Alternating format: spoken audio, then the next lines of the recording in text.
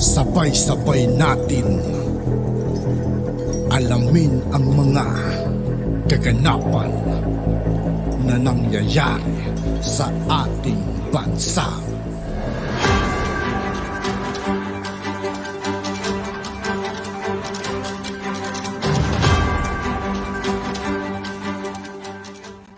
Yo, what's up mga kaibigan? This is I2K po again. Ngayon nandito ulit tayo sa channel ni Banat PH Update TV. Dito ulit tayo magbibigay ng komento at reaksyon. Kaya samahan nyo guys.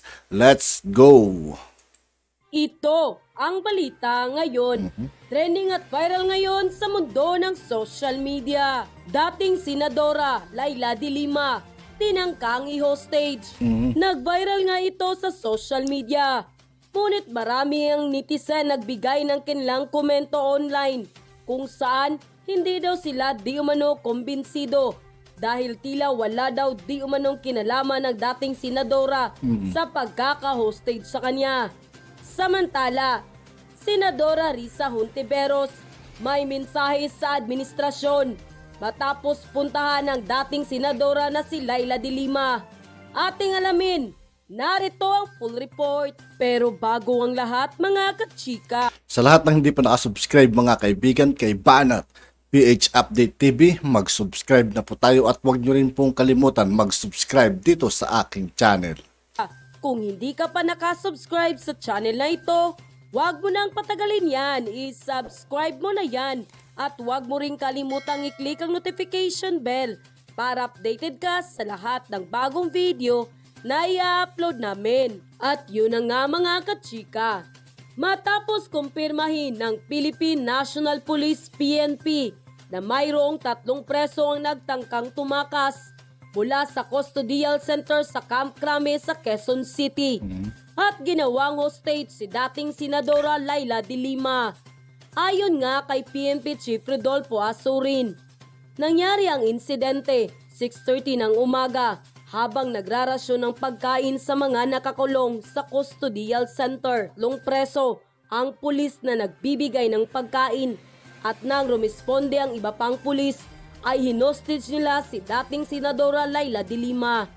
Ayon pa nga kay PNP Chief Rodolfo Azurin, sa oras ng pagrarasyon ng pagkain ay pinapayagan ng mga preso na mag-init ng kanilang pagkain sa labas ng selda. Mabilis namang nailigtas ang dating senadora at maayos na ngayon ang kalagayan nito. Ayon pa sa PNP Chief, gayon pa man, sasailalim pa rin ito sa medical check-up at ang 3 nagtangkang tumakas na preso. Iimbestigahan na nga ng Chief PNP Azurin kung paano nakagawa ng improvised knife ang 3 preso.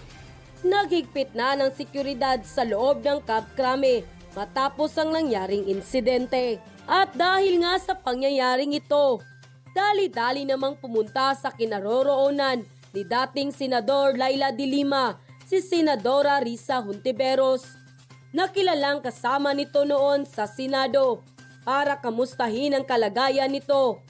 Makikita sa kuha ng PNP Custodial Center.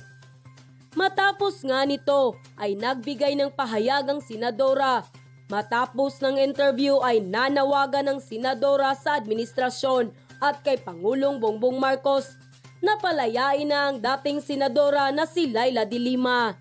Aniya, we condemn in the strongest possible terms the hostage-taking of former Senator Laila de Lima White inside the Philippine National Police PNP Custodial Center. This is unjust, barbaric, and despicable. We demand an explanation and a thorough investigation of these violent incidents Daming ko ano sinasabi ni Hontiveros ano. from the PNP and the Department of Justice. We need answers. Dapat ka Ang daming reklamo sa gobyerno, may palibasan, tagal nakaupo, wala naman nagawa. Diba? Mga galawan ng mga, alam nyo na, pinklawan. agad na matukoy at managot sa batas ang lahat ng sangkot sa pangyayaring ito. How can armed detainees easily gain access to the custodial cell of Senator Laila, which is deep inside the PNP National Headquarters? What lapses in security must be addressed? And most of all, who is responsible for these lapses. We strongly deplore this breach of duty. I urge the PNP to increase the security arrangement around the former Senator De Lima and ensure that no similar incident will ever occur against her or other detainees. The violence against former Senator De Lima is only the latest act of injustice against her. Hindi sana nangyari ito kung sa simula pa lang hindi na kinulong si Senator Laila dahil lang sa mga wala. Grabe naman. Ang laking droga na nakonsa niya, tapos sabi niya, hindi na ako dapat nahuli. Hindi dapat kinulong. Wala, mga dilawan talaga mag-isip ano. Ang basihan na kaso. This is a political Parang di ata maganda yun, wala raw basihan, pero lantad na lantad naman yung mga drogang nahuli sa kanila nun, di ba? Hindi sana nangyari ito kung sa simula pa lang hindi na kinulong si Senator Laila dahil lang sa mga walang basihan na kaso. This is a political persecution at its worst. Now, more than ever, we call for the immediate release of former Senator Laila for her unjust detention and the dropping of trump-up charges against her. Protect the human rights of Senator Laila and all detainees. Free Senator Laila now. Dagdag pa niya, nananawagan ako sa bagong administrasyon. Gawin ang dapat sa moral, gawin ang tama sa legal, at palayain na si Laila ngayon. Hashtag Free Laila De Lima now. End quote. Samantala, napatweet naman ng Pangulong Bongbong Marcos Jr. patungkol sa nangyaring insidente sa loob ng Camp Crame. Anito, following this morning incident at Camp Crame, I will be speaking to Senator De Lima to check on her condition and to ask if she wishes to be transferred to another detention center. End quote. Kaugnay nga sa balitang ito, nagbigay naman ng kanilang reaksyon at komento ang mga sikat na social media influencer, BBM vlogger. Ayon pa nga kay Mark Lopez, gusto kong isipin na ang mensahe ni President Bongbong Marcos dito baka oras na para ilagay ka sa regular na kulungan at wala ng special treatment by saying it in a nice way. Dagdag pa niya, di ko gets kung ikaw hostage taker, bakit detainee ang kukunin mo? Hostage kahit tudasin mo yun, wala kang advantage at useless ang pag-hostage mo. Diba dapat ang in-hostage mo ay either police o civilian unless kilala mo yung hostage na high value. End quote. At ayon naman kay Crescent Laureta Chu, Dear PBBM, there is a fine line between unity and people-pleasing. You can have your DOJ Secretary talk to De Lima for those of us who hate her, who saying, I will speak to her and check her condition and ask her if she wants to be transferred. Seems like it's bordering on people-pleasing. Not everyone gets or will the same treatment from you. You won't have the time. Please don't help your critics perpetuate the idea that you only deal with VIPs. In the way you send your secretary to deal with issues of the others, we hope we don't get mixed signal from you and you also just send someone else to call or speak with De Lima. End quote.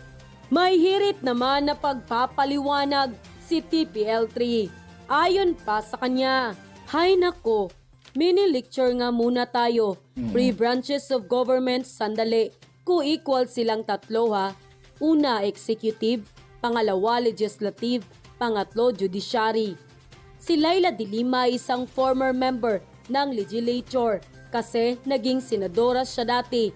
Ang mga kasong kriminal ni De Lima o alleged involving illegal drug trade and trafficking ay dinidinig na sa korte. At ang korte ay nasa ilalim ng judiciary. Ang branch na ito ay may say sa kaso ni De Lima kung makakalaya siya o hindi. Si PBBM bilang presidente ay ang namamahala sa executive branch of government. Hindi sakop ng executive ang judiciary at ang legislature. Hindi trabaho ng presidente ang ginagawa ng judiciary na maglitis ng kaso ni De Lima o nino paman. Hindi din trabaho ng presidente ang gumawa ng mga batas. Trabaho ito ng legislature. Pero ang presidente ng Pilipinas ay ang may kapangyarihan o gawing ganap na batas ang mga nakakapasang resolusyon na galing sa Kongreso. Ang regular pardon o presidential pardon ay mabibigay o binibigay kung may hatol na conviction ang nasasakdal. So dun sa mga iniisip, agad na papalayain na ni PBBM si De Lima dahil lang naglabas ang presidente ng konting concern sa nagdrama kanina. Paki-review na lang ano ang 3 branches of government at ano ang mga functions nila. Bakit ko nga pala kayo tuturuan pa dito? May mga na kayo. Pag-google mo oy, end quote. At yun na nga mga kachika. At yun nga po mga kaibigan, dito po nagtatapos ang ating reaction video. Muli ako po si I2K ng Sundalo ng Dunggalo at 811. Maraming salamat sa patuloy na pagsuporta. Yeah, peace out.